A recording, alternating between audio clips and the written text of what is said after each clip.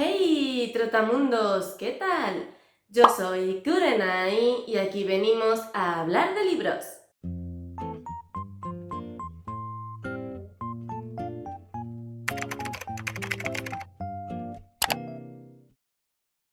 Hoy vamos a hablar de las lecturas que realicé durante todo el mes de octubre para así finalizar ya todas estas recomendaciones o todos estos vídeos centrados en esta época otoñal y para despedir oficialmente este maravilloso jersey que ya no podré ponerme hasta el año que viene, al menos en el canal. He tenido solamente 6 lecturas, 4 novelas y 2 novelas gráficas, pero en general, excepto 2 de ellas, han sido muy buenas lecturas y además la mayoría de ellas forman parte de ese TBR que me hice para los meses de octubre y noviembre, así que vamos con ellas.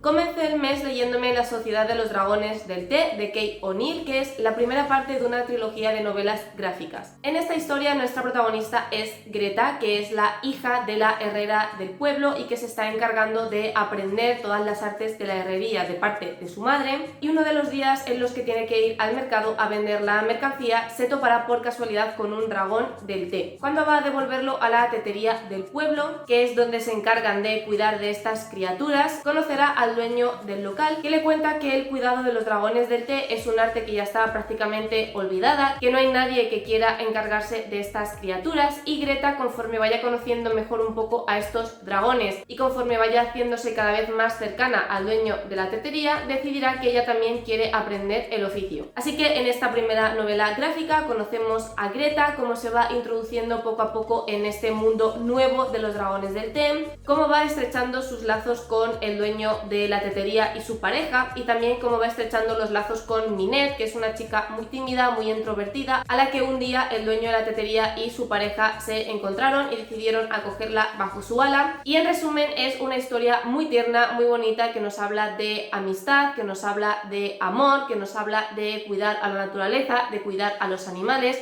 El dibujo es absolutamente precioso, es lo que más me ha gustado de la historia. Creo que Kate O'Neill tiene una forma muy dulce de dibujar. Por otro lado, esta historia se va dividiendo como en las 4 estaciones del año y eso se refleja también mucho en las ilustraciones, en el estilo de dibujo. La Sociedad de los Dragones del Té me ha dejado con muchas ganas de continuar leyendo esta trilogía, y aunque sí que es cierto que he visto que la segunda parte ya no tiene a los mismos protagonistas porque conocemos a otros cuidadores y sus dragones, la verdad es que me da absolutamente igual, porque yo necesito seguir introduciéndome también dentro de esta sociedad, necesito conocer a más dragones. Y de hecho, una cosa que me ha encantado de este primer tomo es que al final de la historia tienes como un anexo de todos los dragones de los que se habla dentro de la propia historia, y tiene como una pequeña ficha técnica donde te habla de cuál es el nombre del dragón, cuál es el tipo de té que se cultiva, cuál es su personalidad, cuál es su historia, y a mí me ha dejado con las ganas de tener mi propio dragón del té porque son criaturas absolutamente adorables. En resumen, todo lo bueno que hayáis escuchado de esta novela gráfica tiene razón, es una novela gráfica que si os gusta este tipo de lecturas tenéis que leeros sí o sí. Es una historia super cookie, super cozy, de esas que te deja el corazón calentito, y lo único que puedo hacer es recomendarla con fervor. Después me leí Los chicos de Promise de Nick Brooks. Esta historia tiene como escenario el Instituto Promise, un instituto que se jacta de darle la oportunidad a gente de bajos recursos para aprender rodeado de un ambiente muy estricto y que busca la excelencia, y que así de esta forma en el futuro puedan ir a la universidad. Esto se traduce en que todos sus alumnos son migrantes que vienen de clases sociales muy bajas, y que además la política del instituto, más que estricta, podría considerarse prácticamente de dictatorial, porque es un instituto que en sus orígenes tenía muy buena intención, pero poco a poco se ha ido volviendo mucho más exigente con los alumnos y su comportamiento, con normas tan absurdas como por ejemplo que los chicos no pueden hablar entre ellos, o que cuando caminan por los pasillos tienen que andar siguiendo la línea y no poder salirse de ahí. Todo esto crea un caldo de cultivo a punto de explotar, porque tenemos un instituto lleno de adolescentes que vienen de familias normalmente desestructuradas, que tienen problemas bastante serios en sus casas y a los que además les estás intentando controlar a través de un montón de normas absurdas y muy restrictivas. Así que todo esto deriva en que un día el director del instituto aparece asesinado. La policía automáticamente culpa a 3 chavales porque son sospechosos por diversas circunstancias del asesinato del director. Sin embargo, ellos desde el principio dicen que son inocentes, que ellos no tienen nada que ver, pero cuantas más pruebas circunstanciales van saliendo a la luz, más los van inculpando. La historia la conocemos a través de diferentes puntos de vista. Por un lado tenemos los 3 puntos de vista principales, que son los de estos chicos, que te van contando que efectivamente ellos son inocentes, pero te van diciendo un poco lo que hicieron ese día y ciertas cosas que ocurrieron en los momentos previos a encontrar el cadáver del profesor, que son las que están utilizando para inculparlos. Por otro lado tenemos también el punto de vista de otros alumnos, de los profesores, de la familia de los implicados, y digamos que gracias a todo ello nos vamos haciendo una imagen bastante completa de quiénes son los supuestos asesinos y de qué era lo que realmente se cocía en ese instituto. Como digo, estos 3 acusados siguen manteniendo su inocencia, pero la policía no les cree, por lo que en un momento dado decidirán unir sus fuerzas e intentar investigar por su cuenta qué es lo que ha pasado de verdad, no solamente para exculparse, sino también, por supuesto, para encontrar al verdadero asesino. Este es un libro que desde el principio me llamó la atención porque tiene un punto de partida muy similar al de Alguien está mintiendo, de Karen McManus, donde también ocurre un asesinato y acusan a los compañeros del fallecido de haber sido los que lo han perpetrado, sobre todo por, de nuevo, las pruebas que van saliendo a su alrededor, pero ellos de nuevo dicen que son inocentes y deciden juntarse para aclarar las cosas. Los chicos de Promise, como digo, parten desde la misma base, pero algo que para mí lo hacía todavía más interesante es ese instituto tan represivo en el que están los chavales, esa idea de que la única forma de que estos chavales de clase baja se reformen, entre comillas, sea tratándoles con mano dura, demostrándoles quién es el que manda, demostrándoles que si siguen las reglas al pie de la letra van a acabar siendo grandes personas, van a acabar yendo a la universidad y cumpliendo sus sueños. Y además también aquí hay un factor muy importante que es el racismo y cómo permea toda la novela. Después de todo, el director asesinado es el típico hombre blanco rico que se cree que está haciendo un favor a los negros, a los latinoamericanos, creando un instituto exclusivamente para ellos, para, según él, pues sacarle de esas situaciones un poco complicadas que se vive en su familia. En este libro, el problema de fondo y lo que nos quiere contar el autor es precisamente ese racismo mediante el cual las personas blancas se creen que tienen la verdad absoluta, se creen que lo que hacen o lo que dicen es lo que hay que hacerse o lo que hay que decirse, y que son los únicos que pueden ayudar a las personas racializadas a salir de situaciones tan complicadas como las que viven, por ejemplo, nuestros protagonistas, y como, por supuesto, la policía estadounidense, cuando tiene un crimen y los sospechosos son racializados, automáticamente va a hacer lo posible para culparlos, aunque las pruebas sean circunstanciales o bastante cuestionables, o haya gente defendiendo a los acusados y dándoles coartadas.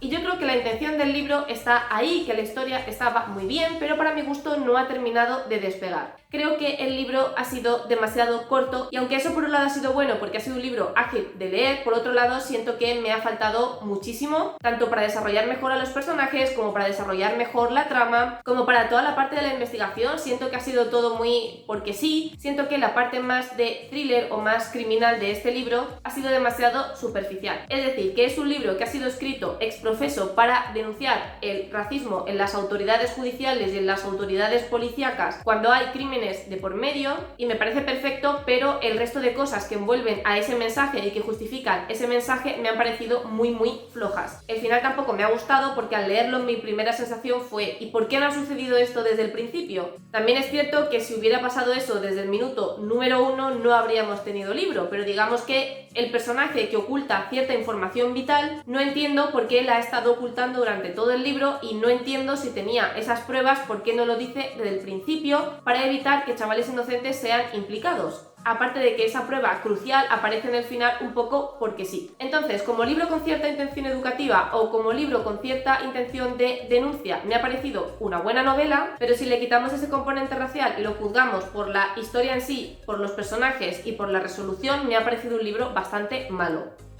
Otro libro bastante pésimo que encadené con el anterior es Ilusiones perversas de Margie Fuston. Hace 10 años la madre de Ava fue asesinada por un vampiro. Desde entonces lo único en lo que Ava piensa es poder cobrarse venganza matando a cualquier vampiro que se le ponga por delante, y desde pequeña ha estado entrenando para ello. Su madre y su padre eran ilusionistas, por lo tanto la vida de Ava siempre ha estado muy ligada a la magia, así que un día, cuando se topa por casualidad con un espectáculo de magia, siente de nuevo esas ganas de volver a sentirse cerca de sus padres, así que decide entrar a ese espectáculo, y llega un momento en el que se da cuenta o le da la sensación de que la magia que están haciendo encima del escenario no es una ilusión sin más, sino que parece magia de verdad. Por lo que se acerca al backstage y descubre que efectivamente los magos que estaban actuando no eran ilusionistas sin más, sino que eran magos reales. Y no solo eso, sino que hay una sociedad secreta de magos cuyo objetivo es precisamente exterminar a todos los vampiros. A raíz de ahí, Ava descubrirá que su madre tampoco era una ilusionista sin más, sino que efectivamente su madre también era maga de verdad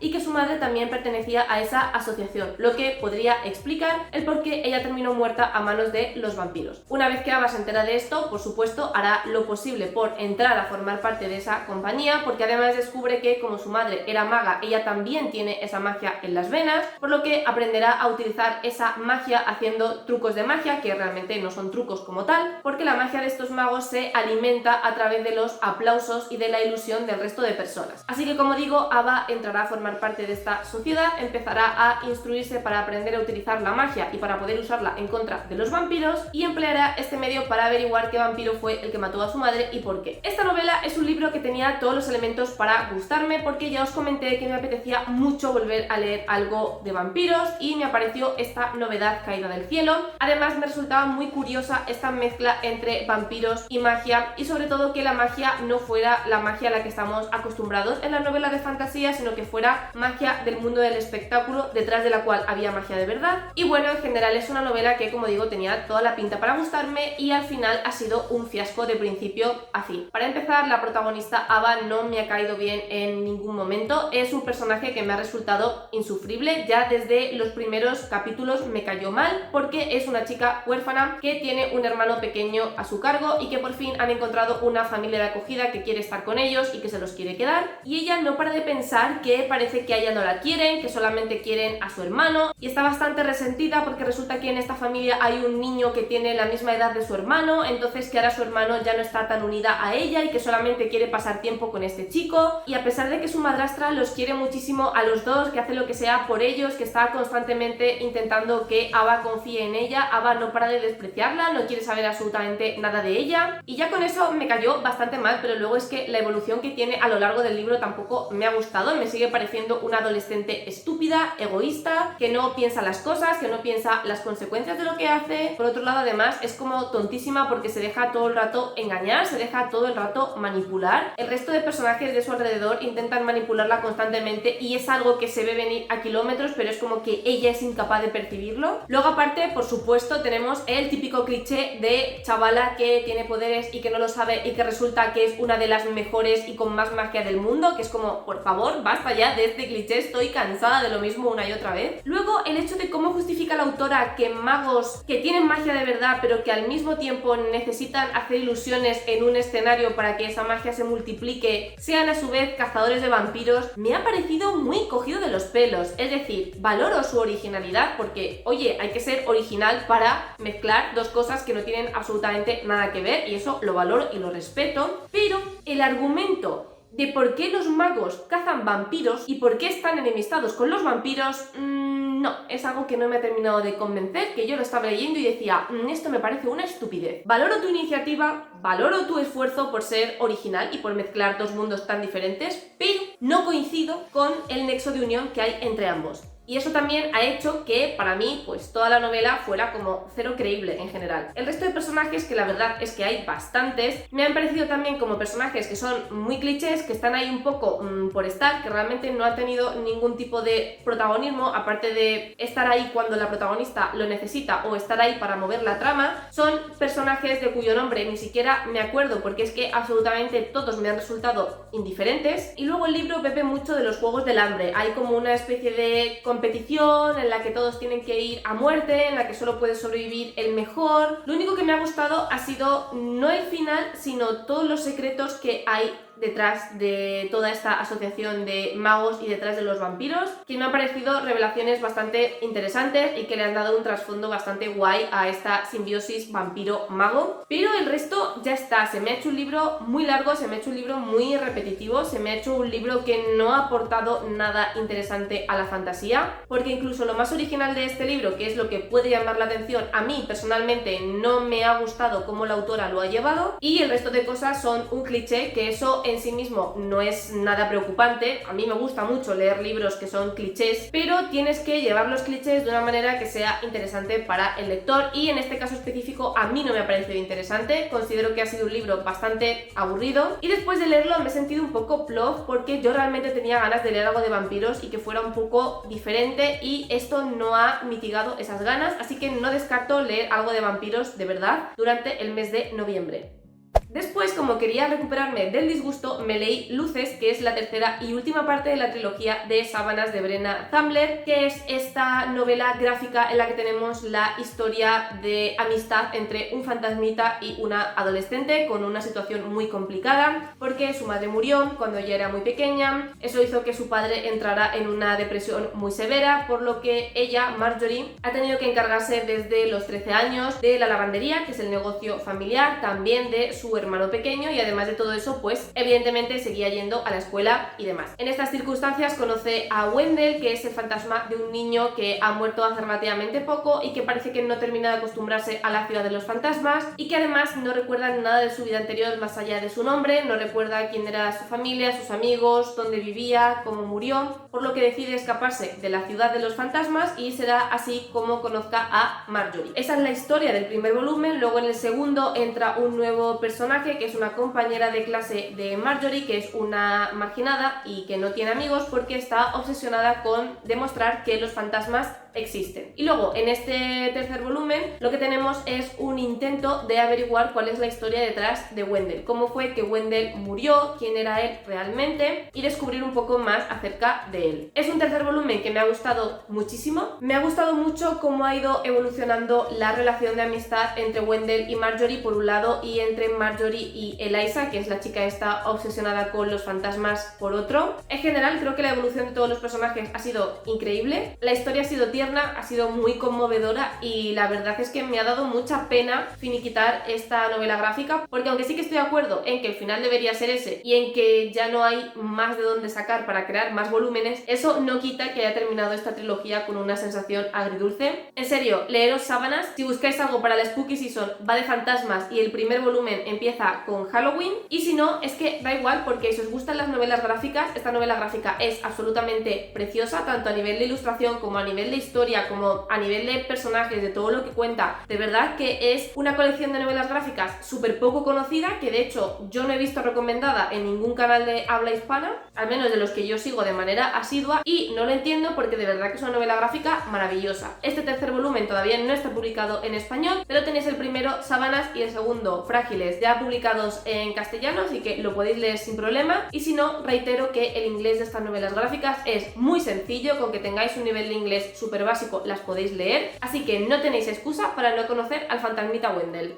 Después de los dragones, de los vampiros y de los fantasmas, me apetecía leer algo también muy halloweenesco, que son las brujas. Así que me decanté por Las malditas de Stacey Holmes. En esta historia, ambientada en la Inglaterra del siglo XVII, tenemos como protagonista a Fleetwood, que tiene 17 años y está embarazada por cuarta vez. Los anteriores embarazos nunca llegaron a término, siempre tuvo abortos naturales, y en este cuarto embarazo está bastante asustada porque tiene miedo de que le ocurra lo mismo. Y no solo eso, sino que además, al estar casada con un señor de alto rango, necesita darle herederos. Sus temores se confirman cuando descubra una carta del médico que supuestamente su marido le ha escondido, en la que el médico le comenta que en este embarazo no solamente hay un riesgo para el feto, sino que es bastante probable que ella muera durante el parto. Fleetwood, completamente angustiada, sin saber qué hacer, porque se debate entre su necesidad de dar un heredero y sus ganas de no morirse, evidentemente, sale a dar un paseo por el bosque para despejarse, y será allí cuando conozca a Alice Gray. Esta joven es una curandera que le promete que ella será capaz de dar a luz a su bebé completamente sano, y además que será capaz de evitar que ella muera durante el parto, por lo que Fleetwood decide contratarla de inmediato como su partera. Mientras ella tiene estos problemas dentro de su casa, alrededor se está gestando la mayor caza de brujas de Inglaterra, y es que en el pueblo en el que ella vive y pueblos de alrededor han comenzado a surgir los rumores de que muchas mujeres son brujas, y de hecho uno de los mejores mejores amigos de su esposo Richard, es el encargado de encontrar y condenar a estas brujas por orden de Jacobo I. Esto hace que el pánico cunda en el condado de Lancaster y que todo el mundo comience a denunciar a cualquier mujer a la que considera mínimamente sospechosa por miedo a que sea una bruja. Estas acusaciones inevitablemente recaerán sobre Alice Gray porque, por supuesto, es una mujer que sabe de medicinas, que consigue que los niños nazcan sanos, que conoce remedios naturales para evitar las enfermedades y, como todos sabemos, en aquella época cualquier mujer que tenía algún tipo de poder, aunque fuera sobre las hierbas, ya era considerada una bruja, por lo que Fleetwood hará lo posible para intentar proteger a Alice de estas acusaciones, no solamente porque ella es su única esperanza para tener un heredero vivo, sino también porque pronto surgirá entre ellas un estrecho vínculo de amistad y sororidad. Esta es una historia que está basada en hechos reales porque la autora efectivamente se basa en una enorme caza de brujas que hubo por parte de Jacobo I en el condado de Lancaster en el 1600 y pico, por lo que podría considerarse un poco ficción histórica. Es una novela que, a pesar de tener una trama muy simple, consiguió engancharme desde el principio por el tema de las brujas, por ver si Alice era una bruja o no, por ver cómo se estaban desarrollando las cosas no solamente dentro de la propia mansión en la que vive Fleetwood, sino también todos los problemas políticos que se estaban gestando a su alrededor. No es una novela de fantasía, eso quiero dejarlo claro, porque las brujas que aparecen aquí son las brujas históricas, por así decirlo, es decir, la concepción inicial de bruja, que eran mujeres que se dedicaban a curar enfermedades, mujeres que entendían de remedios, de hierbas, por lo tanto no hay ningún factor fantástico en este libro. Lo que más me ha gustado sin duda es la relación, como digo, de sororidad que surge entre Alice y Fleetwood, porque las dos realmente están completamente solas. Los hombres que hay a su alrededor son hombres de la época, es decir, solamente las quieren por puro interés. Por ejemplo, el marido de Fleetwood, lo que más le importa, aunque según él la quiere mucho y se puede demostrar que hay cierto amor entre ellos, a él lo que realmente le importa es que ella consiga darle un heredero. Es su máxima prioridad y aunque podríamos decir que es un marido bastante moderno en el sentido de que le da libertad a su esposa y ella puede ir a pasear por donde quiera, puede salir con el caballo y estar todo el día fuera y no hay ningún tipo de problema. Cuando se da cuenta de que su esposa piensa por sí misma, cuando se da cuenta de que empieza, por ejemplo, a cuestionar el tema de las brujas y a cuestionar el por qué están apresando a mujeres simplemente por habladuría, su marido empieza a darse cuenta de que a lo mejor le ha dado demasiada libertad, de que a lo mejor su mujer es demasiado rebelde y tiene que meterla en vereda. Entonces, al final la protagonista se da cuenta de que está completamente sola, porque aunque sí que es cierto que vive en una burbuja de privilegios, sigue siendo una mujer, y eso hace que entre ella y Alice surja una relación de amistad súper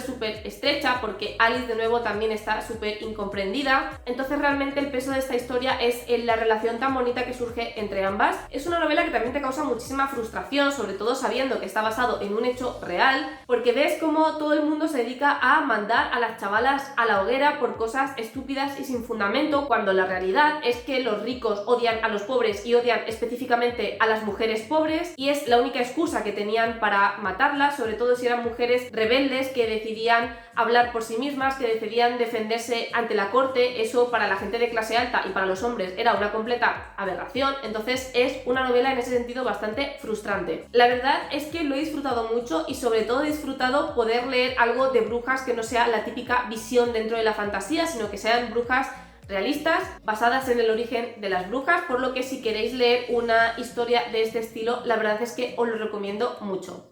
Y ya la última novela que me leí, que la escogí un poco para quitarme ese mal sabor de boca que me había dejado el libro de Los chicos de Promise, fue Dime qué escondes, de Karen McManus, que como ya he dicho previamente en el vídeo, es la autora de Alguien está mintiendo. Y es una de esas autoras comodines a las que recurro cuando me apetece leer un thriller juvenil que yo sé que me va a gustar. Que probablemente no vaya a ser el mejor libro del mundo, pero que yo lo voy a disfrutar. Hace 4 años, Brin dejó el instituto después de que su profesor favorito fuera asesinado en un crimen que conmocionó a todo el país. Ahora está trabajando como becaria en un sitio de true crime porque su sueño es en algún momento ser periodista, y aprovechará esta situación para proponerle a su jefa volver a investigar lo que ocurrió con su profesor, porque ella considera que hay bastantes incoherencias, que de hecho en ningún momento se llegó a descubrir qué era lo que había pasado de verdad y que la policía simplemente teorizó que lo había matado un mendigo porque sí, pero ella no cree la versión oficial y aprovechando que ahora tiene que regresar a ese instituto porque han trasladado a sus padres en el trabajo, pues decide que es el momento perfecto para utilizar los recursos que le proporciona el programa en el que está trabajando como becaria para empezar a tirar de los hilos,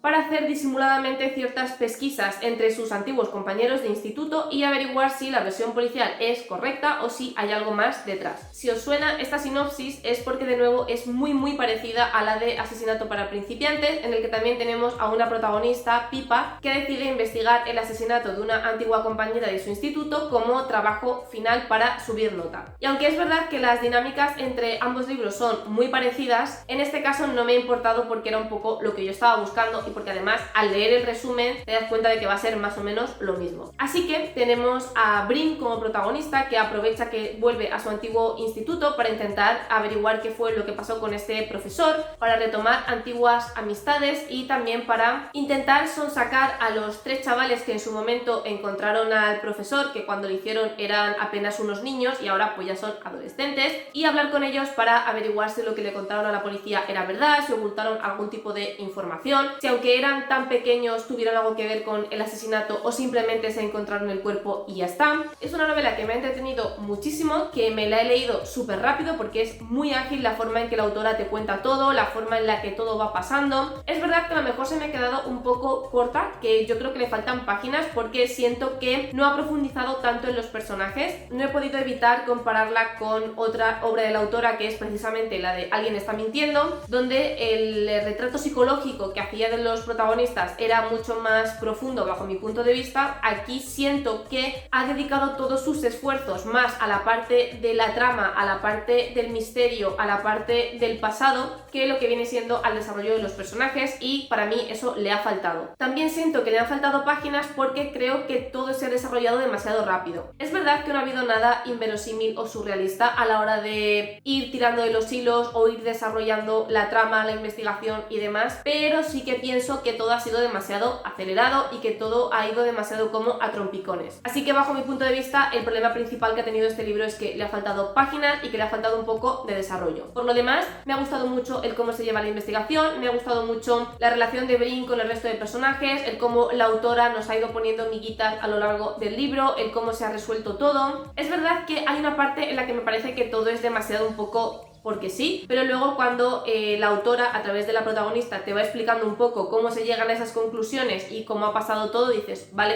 tiene sentido, quizás así de primeras parece que no, pero luego te lo explican y tiene su sentido. Y el final también me ha dejado un poco regusto agridulce, porque aunque sí que es cierto que averiguamos qué es lo que ha pasado y que tenemos la película completa, es como que no termina de estar cerrado del todo y para mi gusto los culpables no terminan de recibir el castigo que se merecen. Y para mí la verdad es que en este tipo de libros siempre resulta muy satisfactorio no solo que todo se descubra y que todo encaje, sino que todo el mundo reciba su merecido. Será que soy así de vengativa. Entonces el final ahí en ese sentido me ha cojeado un poco. Pero por lo demás, Karen McManus no decepciona, es una autora que como autora de thriller juvenil me gusta mucho porque sus libros están hechos para entretener. Es cierto que en este tampoco ha habido tanta denuncia social como ya lo hizo en su momento con Alguien está mintiendo, que es lo que he comentado de que me faltaba un poco de profundidad en general en el libro, porque en Alguien está mintiendo aprovechaba para hablar de racismo, para hablar de homofobia, y todos esos temas más políticos en este libro han brillado por su ausencia y es algo que también he echado de menos. Pero bueno, es un libro súper corto para pasar una tarde divertida y enganchada leyéndotelo, y la verdad es que si es lo que buscas es un libro que está bastante bien.